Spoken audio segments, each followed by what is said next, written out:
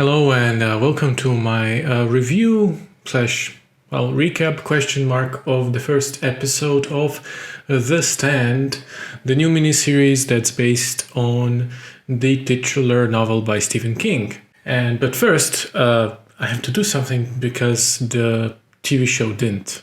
So.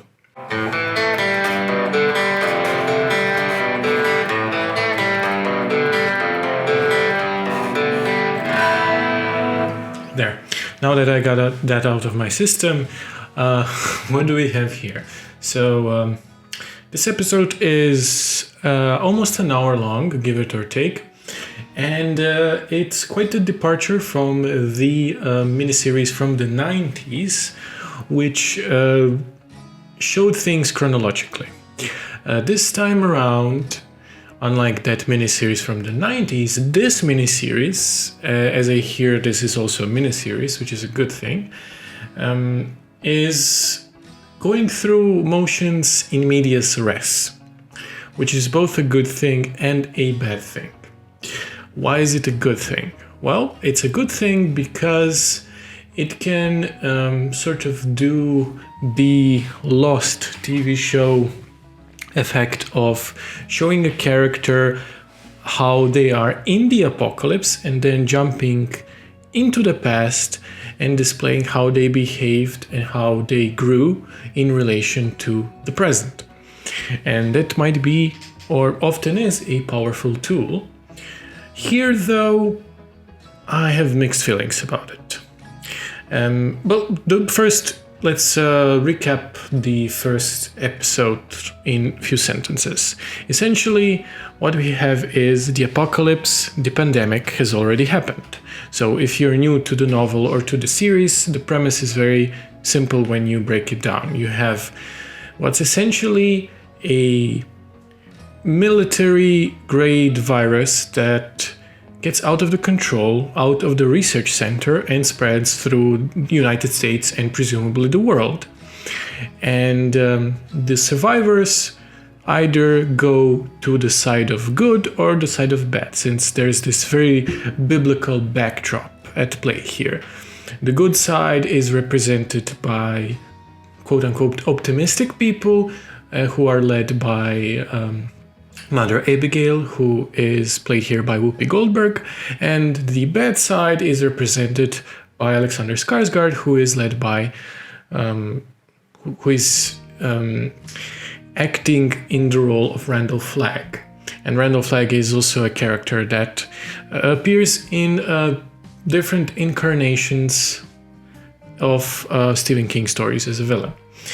And that's essentially it. The kind of structure of the book is the very beginning of the book is the slow descent of apocalypse, the society slowly collapsing and crumbling, which is for a lot of people and for me as well, the most compelling part of the book.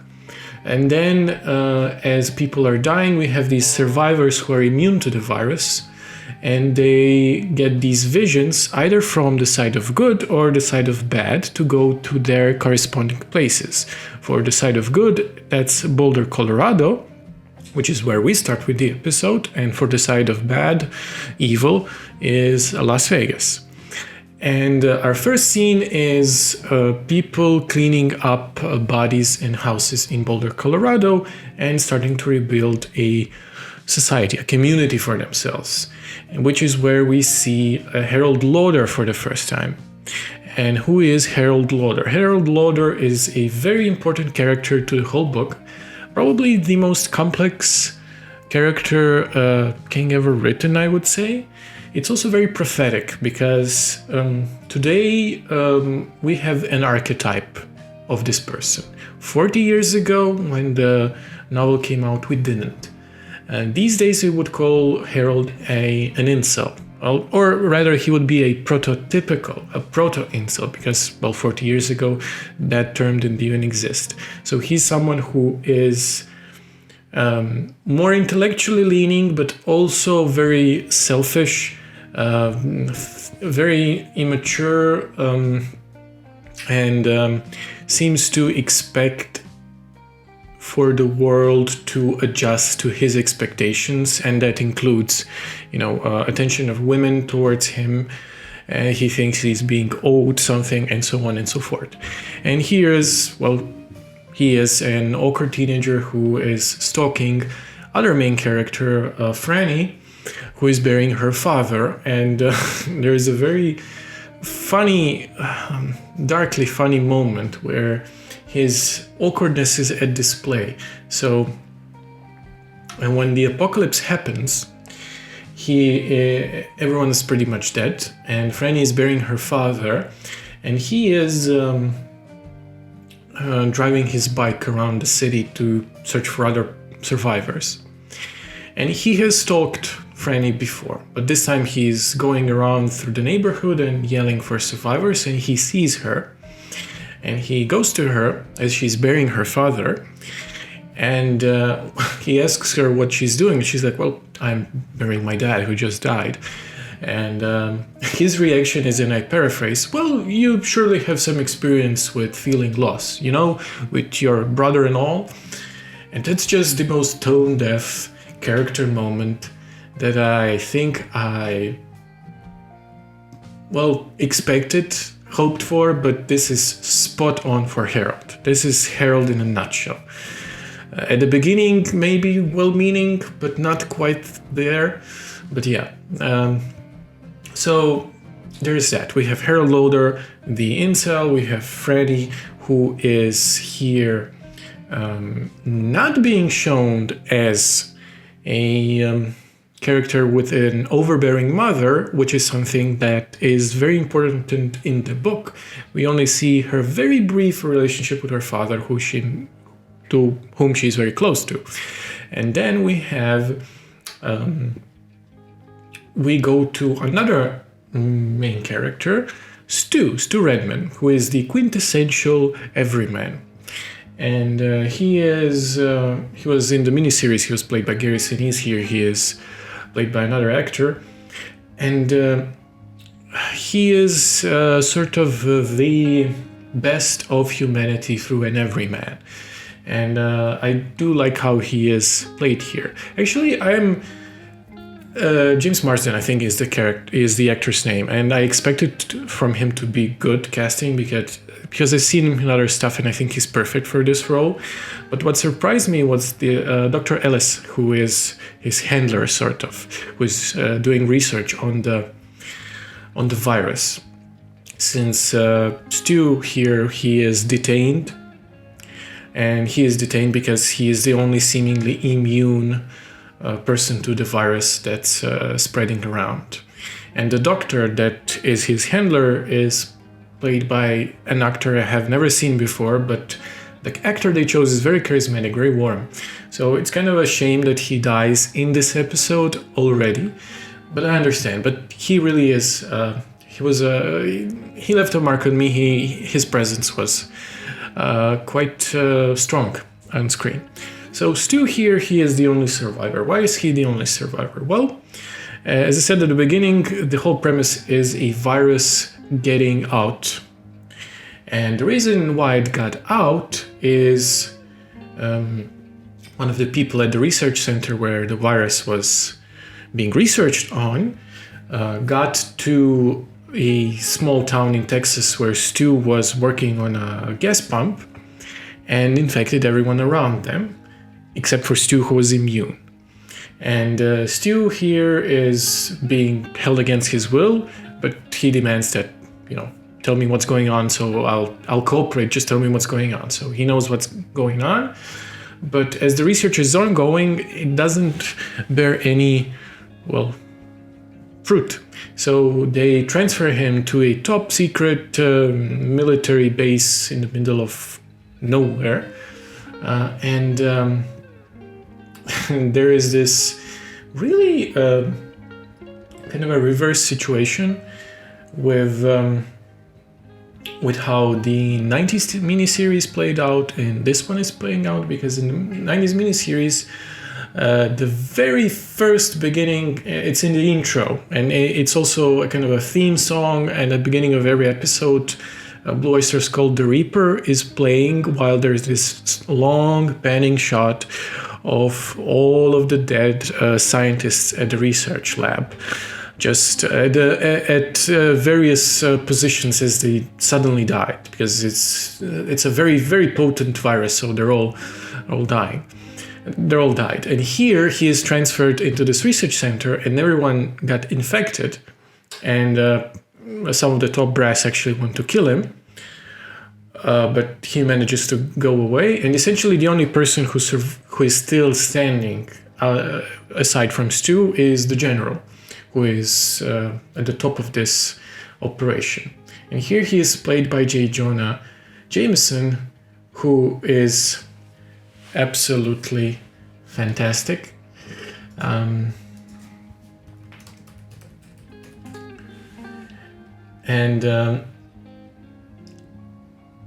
Well, J. Jonah Jameson, J.K. Simmons.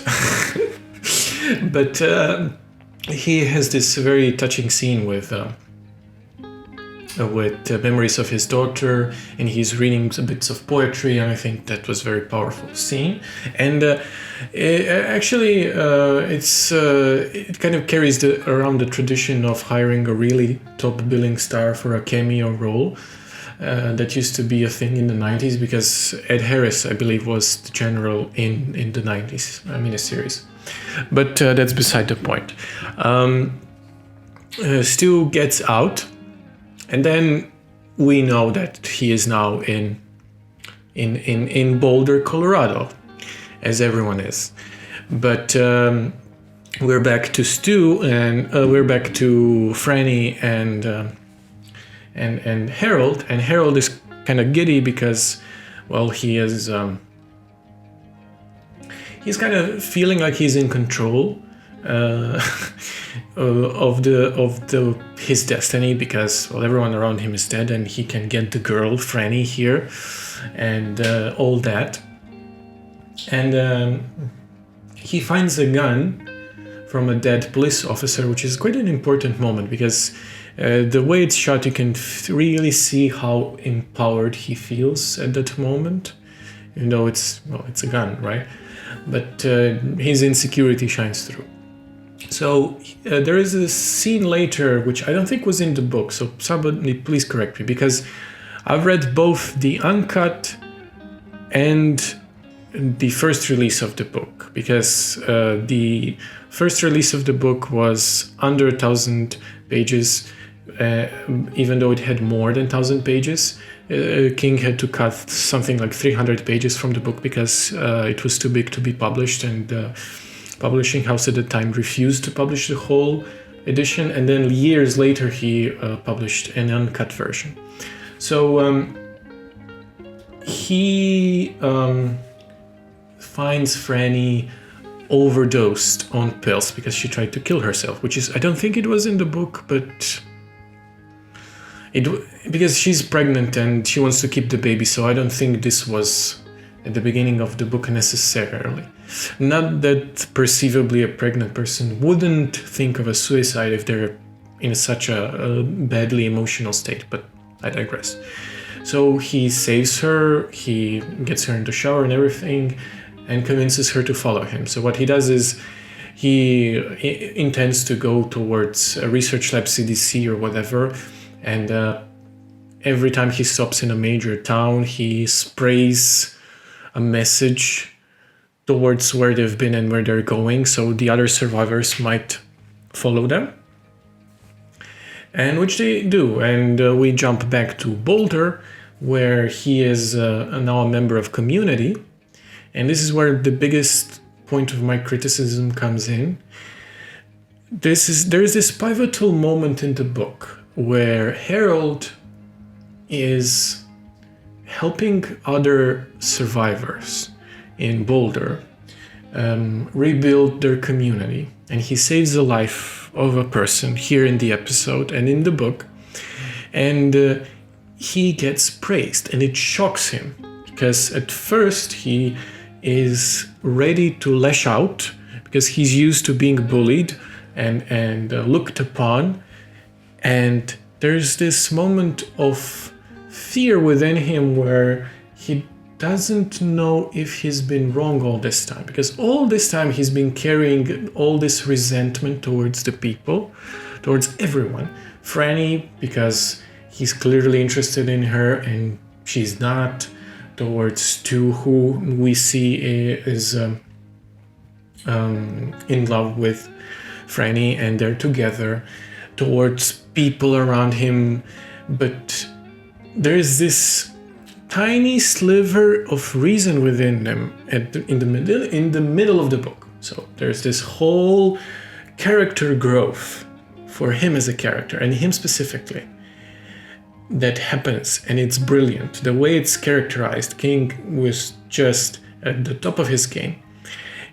And as he's this close to staying at the side of good, to being the best version of himself. People start to call him Hawk, like in the show here. They praise him, he's a valued member of community. And then he gets a vision from Flag, and he is back, arguably not even back. The pendulum swings to the opposite, where Flag manages to push him towards okay, in Boulder, you would just be Harold Lauder. But at my side in Vegas, with the other guys, you could be someone. You could be at the top. You could receive the respect and power you seek and recognition, which is silly because he's a young kid. He's 17, I think, but yeah. And that's what pushes him to the other side. And on the other side, I do have to praise the actor who portrays Harold Lauder, because the biggest problem in the TV show from the 90s was the actor they chose. And I'm not even talking about the looks, because in the book, I should say, Harold is overweight and has skin problems, acne and stuff. And that kind of adds to his insecurity in general and to his inferiority complex and so on. And when he gets to the Boulder area, he is working on a community project. He changes his diet because they are all eating together and preparing food together. He's getting a lot of exercise because they're doing physical tasks. So he slims down a lot. His skin clears. He starts to feel better about himself, which is that more tragic when he flips to the other side. And in the 90s TV show, they chose an actor who is conventionally good looking. It doesn't change either psychologically all that much or physically. And here in the 2020 version, they didn't choose an overweight actor, but they did choose this very gaunt, but very the physicality of him, especially the face, very expressive. So after Harold Lauder flips to the other side of evil, he starts to practice his Tom Cruise fake smile in the mirror, which is brilliant. It's brilliant the way he does it, because in the book it's super creepy.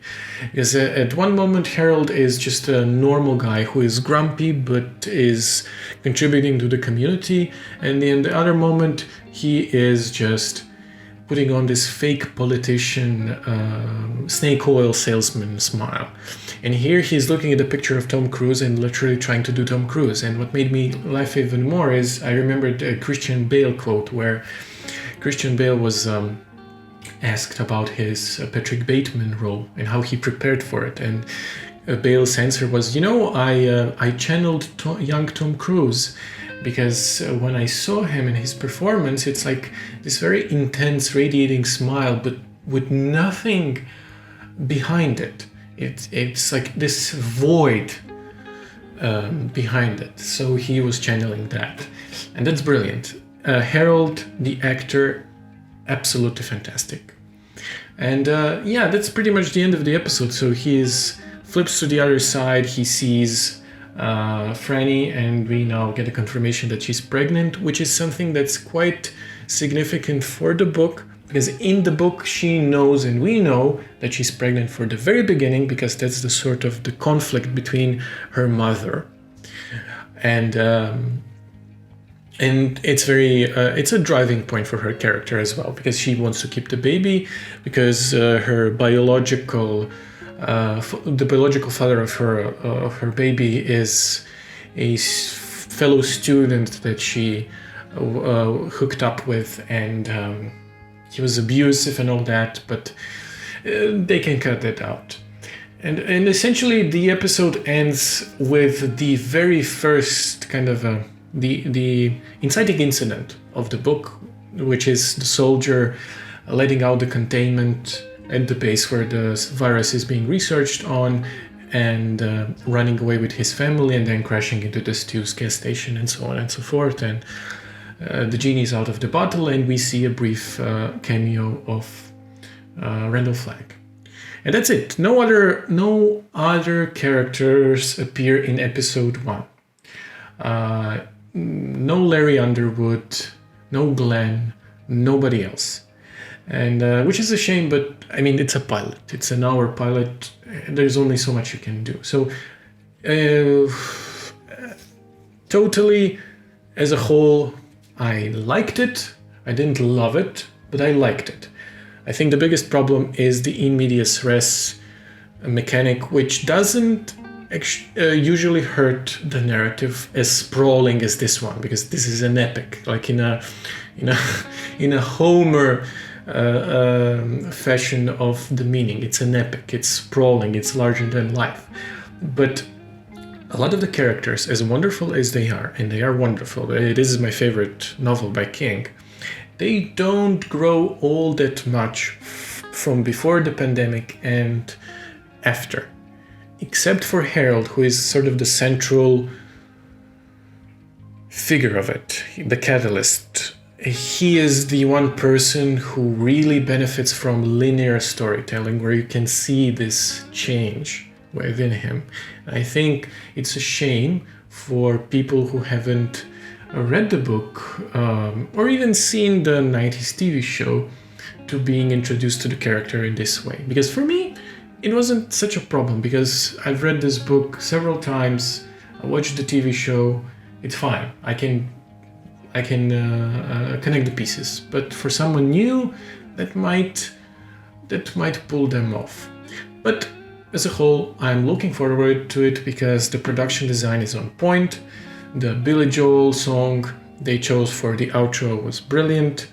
I think they are going to use it as some sort of a Randall Flagg theme song, because it's The Stranger.